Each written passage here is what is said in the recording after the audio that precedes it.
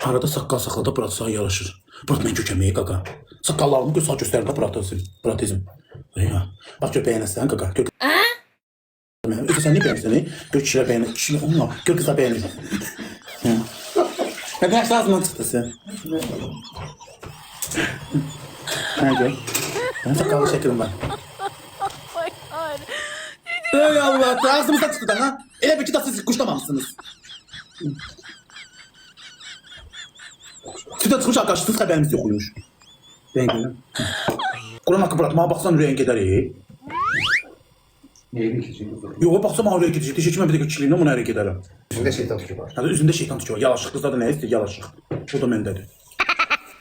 Burak, sən mənim arıq olan baxlarımı görmüsən?